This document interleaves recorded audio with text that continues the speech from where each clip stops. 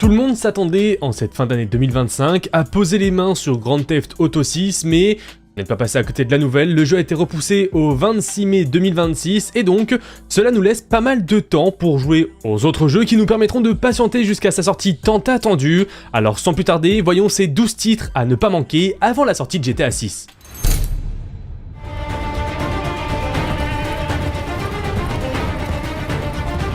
Annoncé courant 2020 lors des Game Awards, il était de base prévu pour l'année suivante, l'hiver 2021. Ensuite, Crimson Desert a disparu des radars, avant de commencer à repointer le bout de son nez depuis l'année dernière lors de la Gamescom, et depuis, ça ne s'est arrêté, du gameplay, des trailers, encore plus de gameplay, et enfin, lors des Game Awards 2024, il a confirmé sa date de sortie pour 2025, et depuis, c'est le calme plat, donc on peut dire que ce Crimson Desert attendait la confirmation de GTA 6 pour cette fin d'année ou non, pour se placer et dire quand est-ce qu'il verra le jour, donc forcément, dans les mois à venir, on en apprendra beaucoup plus.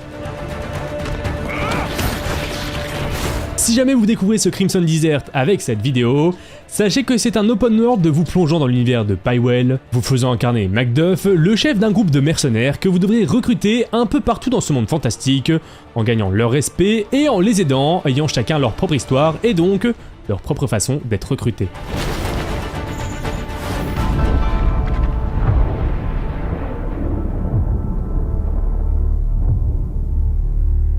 Après avoir incarné Jin Sakai dans Ghost of Tsushima en 2020, eh bien 2025 vous proposera d'incarner un tout nouveau protagoniste, ou devrais-je dire une toute nouvelle protagoniste, Atsu, une jeune femme en quête de vengeance dans le Japon du XVIIe siècle.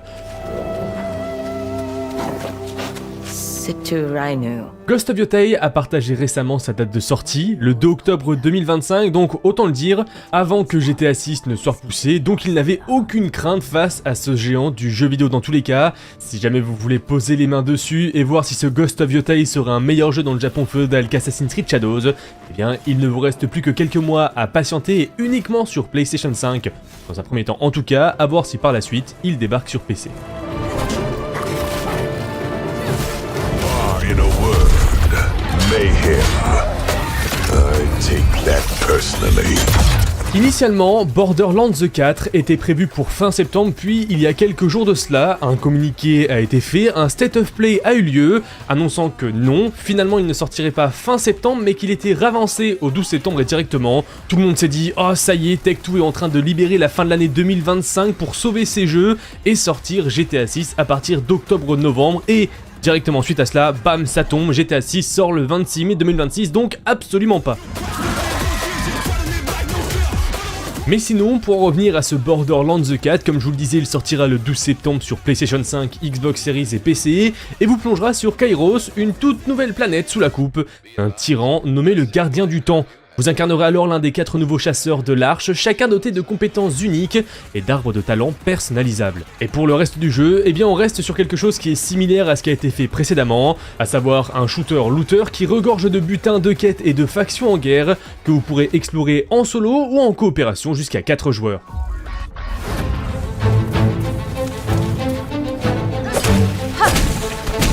On parle d'un jeu qui, depuis près de 5 ans maintenant, est absent des radars et ne veut pas pointer le bout de son nez, ne communique absolument pas dessus.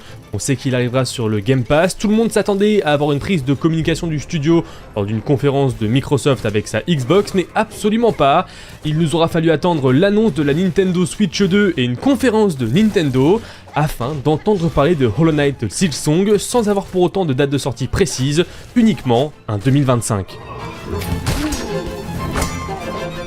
Je rappelle quand même que à la base, le jeu était prévu pour le premier semestre de l'année 2023, mais qu'il a été repoussé, et si jamais encore une fois vous n'en avez pas entendu parler, eh bien il vous fera incarner non plus le personnage du Knight, mais bien celui de Hornet, un personnage secondaire mystérieux du premier opus qui devenait votre allié en cours de route. Vous serez alors kidnappé puis emmené dans un royaume hanté, que vous devrez explorer au travers divers niveaux de plateforme, afin de comprendre pourquoi vous vous êtes fait kidnapper.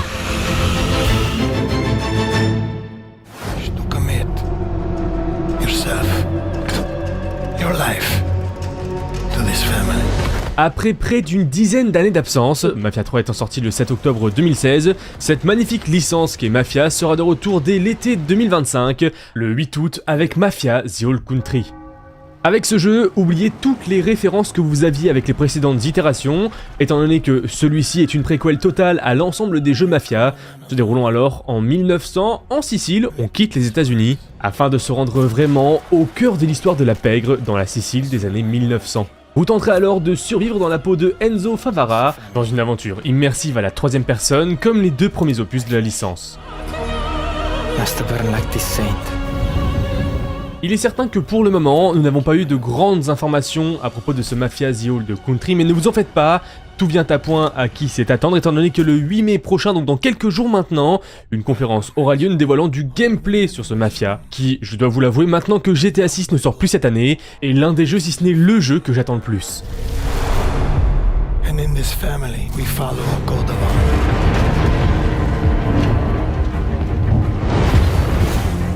Be there before the sun rises. Marvel 1943 Rise of Hydra prendra place dans un contexte historique assez connu, étant donné qu'il se déroulera durant la Seconde Guerre mondiale. Les occupants nazis se sont emparés de Paris et que la menace d'Hydra est en train de grandir. C'est alors que vous incarnerez 4 personnages différents, et je parle bien de personnages et non de super-héros, puisque d'un côté certes vous incarnerez Captain America mais également le Black Panther de l'époque, qui n'est autre que le grand-père de T'Challa, mais d'un autre côté vous incarnerez Gabriel Jones et Nana Lee, respectivement soldats américains et espionnes wakandaises. Pour le moment, pas de date de sortie précise si ce n'est 2025, ni même de plus amples informations par rapport à ce Marvel 1943 Rise of Hydra. Il fait en effet partie de ces jeux qui ont disparu des radars et attendez sûrement la confirmation ou non de GTA 6 pour la fin de l'année afin d'en dévoiler plus et surtout dévoiler sa date de sortie. Stay out of my way. Stand aside! I do not take orders.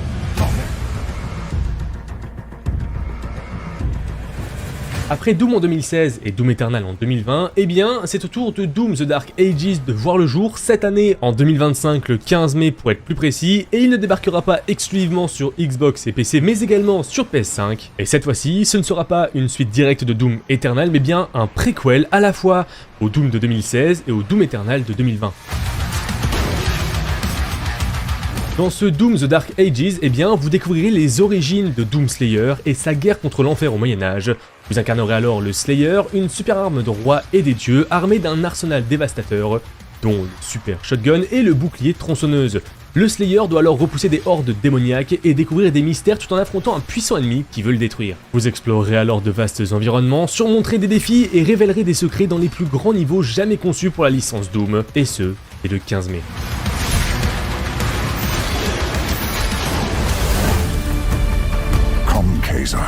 We will travel across worlds. Bon, bah malheureusement pour Lost to the Side, un autre report a encore eu lieu et au lieu de sortir fin mai comme je vous l'avais dit dans la vidéo précédente des sorties de mai 2025, eh bien il verra le jour le 29 août de cette même année. Dans ce Lost to the Side, vous incarnerez alors Kaiser, une sorte de combattant qui a fusionné avec une race ancienne, qui devra alors explorer le monde qui l'entoure pour venir à bout de créatures maléfiques, conséquence d'une guerre ayant pris fin il y a des années.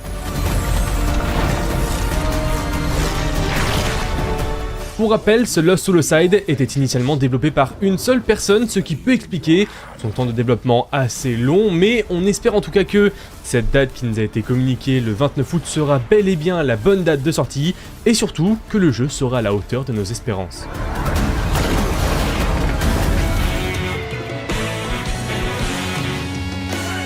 Ça y est, c'est officiel, Mario Kart World, le tout nouveau Mario Kart vient d'être annoncé, il sortira le 5 juin 2025 sur la Nintendo Switch 2 et te proposera, comme à son habitude, plusieurs modes de jeu dans un premier temps, le mode Grand Prix qui te permettra de faire des batailles contre de l'IA ou contre d'autres joueurs pouvant aller jusqu'à 24 joueurs, le mode Survie qui lui te demandera de toujours être en pole position puisque à chaque fois, le dernier de la course à partir d'un certain temps sera éliminé et ainsi de suite jusqu'à n'avoir plus qu'un seul joueur, et le mode balade qui lui est une grande nouveauté puisque tu pourras te balader librement en mode exploration dans un open world immense regroupant tous les circuits un petit peu en mode Forza Horizon. Bien évidemment, ce monde ouvert tu pourras l'explorer seul ou avec tes amis si tu es abonné online et faire pas mal de choses telles que utiliser un mode photo, te faire des courses, etc. etc. Bref, ça donne envie, mais est-ce que ça va justifier l'achat d'une Switch 2 ?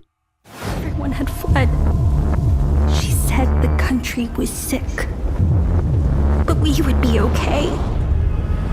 Prévu pour le 1er septembre 2025, Hell is Us fait partie de ces jeux qui pourraient en surprendre plus d'un, étant donné qu'il fait peu parler de lui, mais pourtant il est ultra prometteur. Alors ce Hell is Us, eh bien c'est un jeu d'action-aventure à la 3e personne, mêlant exploration immersive et combat intense. Au corps à corps, vous explorerez alors un monde semi-ouvert ravagé par une guerre civile et une mystérieuse calamité. Des créatures surnaturelles, invulnérables aux armes modernes, y sèment la terreur. Pour survivre, vous devrez alors maîtriser des armes antiques comme l'épée, la lance ou la hache, ainsi qu'utiliser un drone tactique.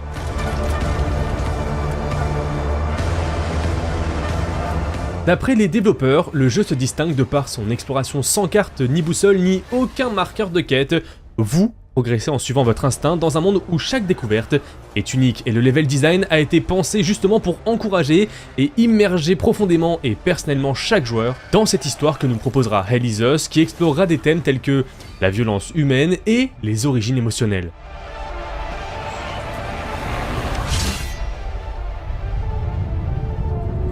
Is out to destroy the Shagohod and get its hands on your inheritance. The Philosopher's Legacy. Metal Gear Solid Delta, Snake Eater et le remake de MGS3 qui avait vu le jour en 2004. Il repointera le bout tourné donc 20 ans plus tard plus beau que jamais, étant donné que ce Metal Gear Solid Delta Snake Eater tourne sous Unreal Engine 5, un moteur incontournable ces derniers temps. Pour revenir à ce MGS3 Snake Eater, eh bien sachez qu'il vous plongera dans une jungle en Russie dans la peau de Big Boss, l'un des personnages majeurs de la série, qui devra s'infiltrer sur ce territoire soviétique afin d'empêcher la construction d'une arme de destruction massive. Pour ce qui est du gameplay, eh bien on sera vraiment centré sur de l'infiltration, bien que vous ayez le droit à l'erreur et donc que des gunfights soient également disponibles, mais comme vous le voyez à l'écran, l'approche furtive sera celle de prédilection. Why'd you come back? There's nothing for you here. Go home. Pour ce qui est de la date de sortie de ce Metal Gear Solid Delta Snake Eater, ça y est, elle a enfin été dévoilée. Initialement, il était prévu pour fin 2024, mais la date est tombée et il verra le jour le 28 août 2025 sur PlayStation 5, Xbox Series et PC.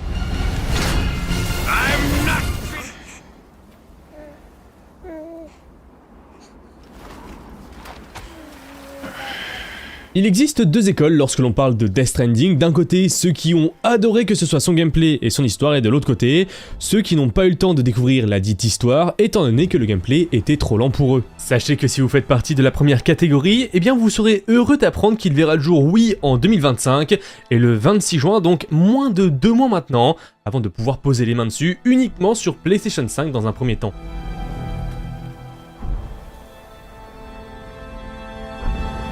Bien évidemment, il continuera les aventures de Sam Porter Bridges, incarné encore une fois par le merveilleux Norman Reedus. Et tout comme avec le précédent opus, ce ne sera pas le seul gros acteur au casting du jeu, l'on trouvera Léa Seydoux, Troy Baker et plein d'autres encore.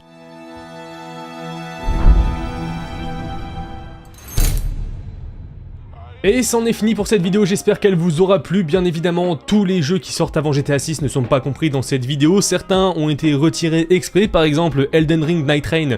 J'ai préféré le retirer pour mettre en avant d'autres titres, donc si jamais vous voulez en partager d'autres, l'espace commentaire est fait pour vous bien évidemment. Si la vidéo vous a plu, n'oubliez pas le petit pouce bleu, l'abonnement et le partage si ce n'est pas déjà fait. Et sur ces belles paroles, eh bien c'était Max pour JVM en direct de vos écrans. Et ciao tout le monde.